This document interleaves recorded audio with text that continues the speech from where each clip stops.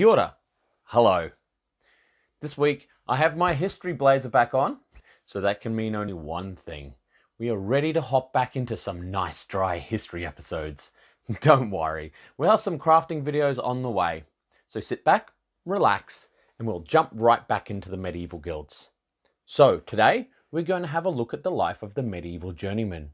Last time I discussed the guilds, we looked in on the medieval apprentice and how the masters and apprentices came in to a contractual arrangement to formalize the learning process. In this episode, we are going to have a closer look at the journeymen, who the journeymen were, and what their working conditions were like. We have the idea of the journeyman as an itinerant traveller, moving from job site to job site, learning their craft until one day they are skilled enough to become a master craftsman. As with all things in the medieval world, this is both true and untrue. The truth is in the name, journeyman. Not that they journeyed, but from the French word journée, or day, a dayman. This is because the journeyman often worked day contracts or piecework. This being very different to what we are taught, that the journeyman was someone who would travel from site to site in search of work. Though this is true, say, for the mason or the carpenter, who travelled the breadth of Europe moving from project to project. So, what was the life of the journeyman like? Once an apprentice finished their contract of indenture and was now living the life of the journeyman, they had more freedoms in their workforce and their life. They could marry without the master's permission, for example, and live their lives under their own auspices. It sounds pretty good, right? Well, as I have said before, so many times before, the cities were a place free from feudal control, yet the journeyman was still bound by harsh working conditions. They could move from job to job, but could not work for another master while under contract, nor could they flee from a job under penalty of being banned from working for a year and a day, or suffer harsh fines. Journeymen did have the benefit of guild protection. Now being part of the guild, the confraternity offered such things as burials and services at death, pensions, and wage support, should its members become ill or disabled. These were small mercies, however. We'll see why later. To be a journeyman was preferable than, say, an apprenticeship or being unskilled workers, since you could command better wages and working conditions than either. This also meant you could, if possible, raise the funds to open your own workshop and become a master. So, how did someone become a journeyman? On finishing your contract as an apprentice, you as a journeyman would then seek entry into the guild on recommendation of your master. This would allow you to work in your craft in the city. This would involve proving your skill in your craft either by a series of tests or by demonstrating your knowledge in the craft. Yet not all journeymen finished their apprenticeships. A condition of entrance into the guild and becoming a journeyman was to prove competency in the required craft. If this condition was met, then the applicant could enter the guild upon paying a fee. So, now you are a journeyman. What was your life like? The journeyman worked alongside the masters and apprentices in the workshop, providing the bulk of the labour needed. Mostly journeymen lived in their own houses if they could afford to, or in shared accommodation, or with the masters. They would start work at the ringing of church bells for vespers, which happened at sunrise. Otherwise, they would start work an hour after. Work would be in the master's workshop, which most likely was in their house. They worked all day until the evening bell for compline rang, which depending on the time of year might be a 16-hour workday. The day would be broken up with rest periods, usually about an hour and a half's worth of breaks. Saturdays were a shorter day in preparation for Sundays, which were not worked. Instead, these were free days to go to church and socialise. Although Mondays were officially work days, mostly these were taken off as unofficial days. Medieval Mondayitis, if you will. Many masters tried to incentivise journeymen to return to work on a Monday by paying more for work on that Monday. Holy days and festivals were also observed. These days were all unpaid. It was forbidden to take voluntary leave during the day. Vagabonds and idle people would be arrested by the watch. As discussed in our video on the medieval poor, the unemployed and homeless therefore collected around churches and graveyards, which had an amnesty from such enforcement. Since it was prohibited to work after dark, except in very few industries, journeymen could not take their work home with them to earn more money or to finish off a job. Workers complained of long hours, especially having to head home after dark for fear of being robbed or murdered.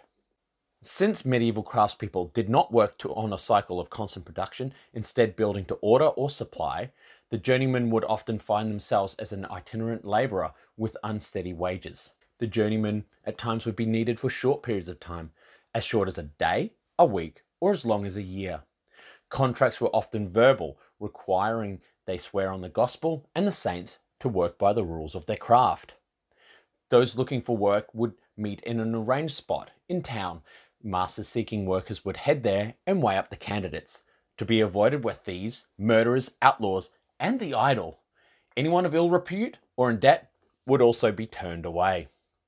Much like the modern worker, the journeyman was required to have a reference from their last employer. This reference would note their skills and if they were of good conduct. It was expected that they dress well, as they were in their master's homes working. Should the journeyman start work, they would either be paid by the piece or receive a daily wage, which was paid fortnightly. Piecework was fine and preferred by some workers as they could continue up production and earn a higher wage. Adam Smith criticised piecework for this very reason. He wrote, "Workmen, when they are liberally paid by the piece, are very apt to overwork themselves and to ruin their health and constitution in very few years." Journeymen stood to earn more than most in the labour market. Wages were higher for the journeyman than the apprentice or the unskilled labourer. Yet with the precarity of work and holidays, there was an unsteady source of income for that journeyman. So too was cause for concern the many quiet periods during the year. Winter was often an off-season for many trades, while for the guilds like glovers, winter was their peak season and summer was the off-season.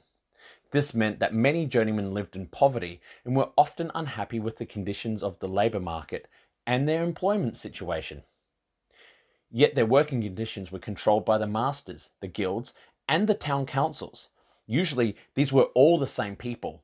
Those that controlled the guilds were the masters. The town councils were made up of the property elites, who were again the guild masters. Additionally, the guilds were given auspices to control the internal workings of their members by these same local authorities.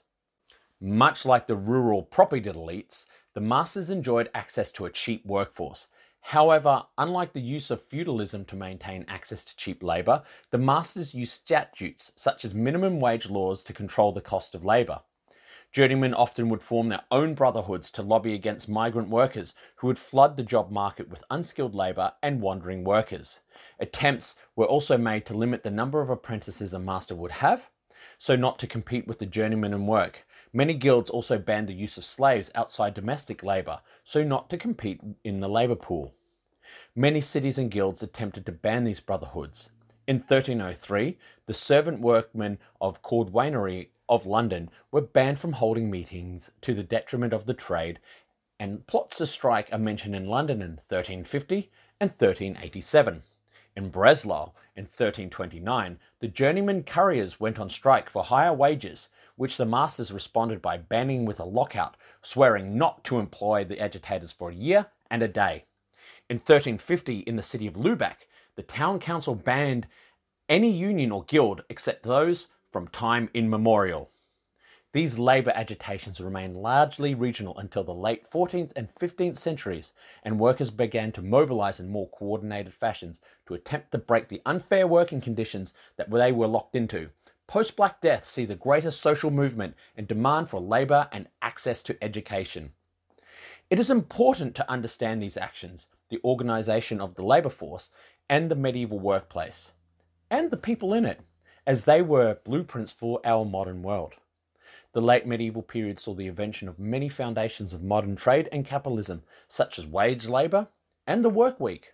By better understanding these things and the historical context they exist in, we can better understand our own society and the struggles we face today. Next up in the series, we will look at the role of the guild masters and who they were. Oh, hi, I didn't see you there. Means you must have enjoyed the video. So like, comment and subscribe. And remember, stay safe, have fun, and keep reenacting.